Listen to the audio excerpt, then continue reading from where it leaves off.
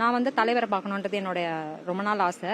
ஆனா இன்னைக்கு அவர் பேசுனதை நான் ஃபர்ஸ்ட் டைம் நேர்ல பார்க்கும்போது எனக்கு அவ்வளோ ஒரு ஹாப்பியா இருந்துச்சு. அவர் சொன்ன கொள்கை ஒன்னொன்னு அவ்வளோ ஃபயரா இருந்துச்சு. எல்லாருக்குமே டவுட் இருக்கும், இந்த மாதிரி நடிகர் தான் இவர் எலெக்ஷன்ல ஜெயிக்க மாட்டாரு அப்படி இப்படின்னு சொல்லுவாங்க. ஆனா 100% இல்ல 200% அடிச்சு சொல்லுவோம், கண்டிப்பா டிவிகே தலைவர் விஜய் தான் வந்து இந்த நெக்ஸ்ட் சிஎம்மா உட்காருவார். உங்களுடைய கொஸ்டின் என்ன அந்த கேள்வி? எல்லா மாநாட்டிலுமே அவர் ஒரு மாநாட்டில் இப்படி ஒரு மாநாட்டில் அப்படிலாம் கிடையாது. எல்லா மாநாட்டிலுமே அவர் பேசுறது எல்லாமே ஃபயரா தான் இருக்கு, சூப்பரா இருக்கு.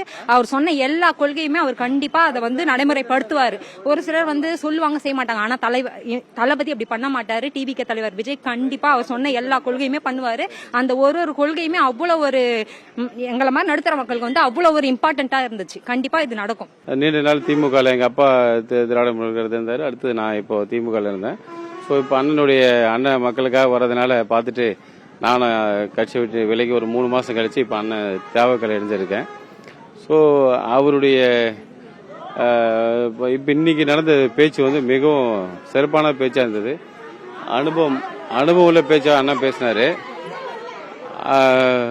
அவர் பாருங்க ஒரு ஆவேசமாக இருந்தது அந்த பேச்சு. அதனால 2026 அண்ணன் சொன்ன மாதிரி டிஎம்கே டிவிகே தான் போட்டி, அதில் டிவிக்கு தான் வெற்றி பெறணும்.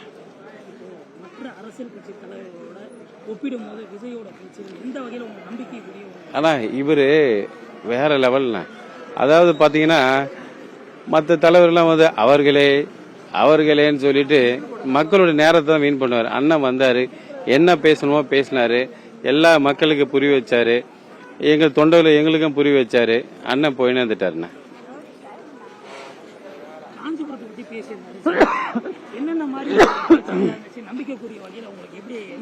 அவர் சொன்னது காஞ்சிபுரத்துக்கு உண்மைக்கே ரொம்ப அருமையான திட்டங்கள்லாம் சொல்லிட்டு இருக்காரு.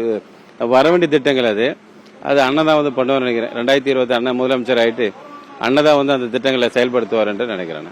அவரு நிறைய பேசிருக்காரு. இதுக்கு முன்னாடி கொஞ்சம் 5 நிமிஷம் 10 நிமிஷம் அந்த மாதிரி பேசினப்ப இப்ப நிறைய செம்மையா கலாய்ச்சிருக்காரு. அதுவும் இல்லாம நீ பாருங்க, வீடியோ பாருங்க, செம்மையா கலாய்ச்சி தற்கொலைன்னு நம்மள சொல்லிட்டு இருந்தவங்களுக்கு செம்மையான தற்கொலை அவர் பேசின்னு இருக்கிறாரு. ஓகேவா? இதோட நான் 3-4 வாட்டி தலைவரை பார்த்துட்டேன். ஜனநாயகன் ஷூட்டிங்லயும் நான் பார்த்திருக்கேன். இப்போ ஆனா இதோட செம்மையா பேசிருக்கிறார் தலைவர்.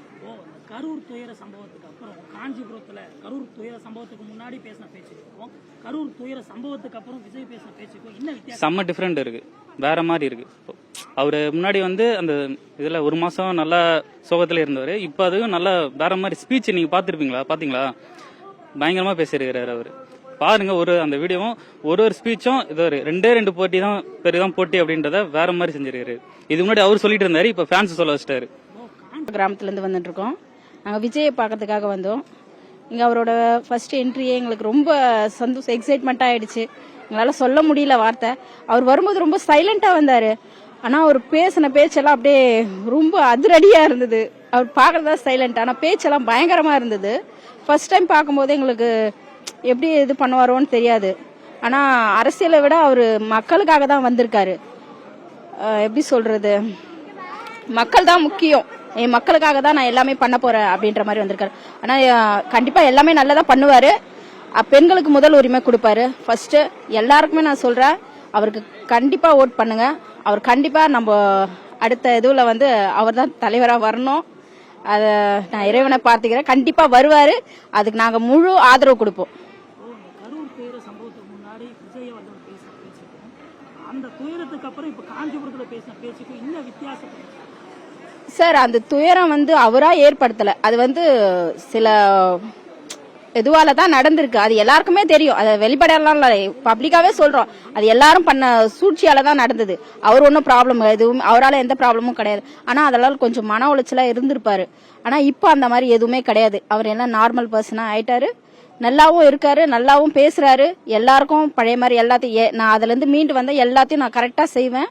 இதுக்கப்புறம் எந்த பாதிப்பும் வராத மாதிரி நான் பார்த்துப்பேன்ற ஒரு மன தைரியத்தோட அவர் இருக்காரு, நம்பிக்கை இருக்கு அவருக்கு. விஜய் அவர்கள் இன்னைக்கு பேசின பேச்சுல இளைஞர்களுக்கும் இளைஞர்களுக்கும் என்ன மாதிரியான ஒரு இன்ஸ்பிரேஷன் பேச்சுங்களா சார்? ஃபர்ஸ்ட் நம்ம வந்து உண்மையா இருக்கணும். யாரையும் வந்து எப்படி சொல்றது, கொள்ளை அடிக்கிறது, இந்த அடுத்தவங்களோட இது பண்ற மாதிரி இருக்கக்கூடாது. நான் மக்களுக்காக மட்டும் தான் உழைக்கிறேன், ஊழலற்ற ஆட்சியை தான் நான் கொண்டு வருவேன்ற ஒரு இதுல இருக்காரு. அதனால எந்த ஒரு இதுவும் கிடையாது. இந்த இதுவை ஒழிச்சு நல்ல ஆட்சியை கண்டிப்பா கொண்டு வருவாரு. 2026ல அதை நீங்க கண்டிப்பா காப்பாத்தலாம்.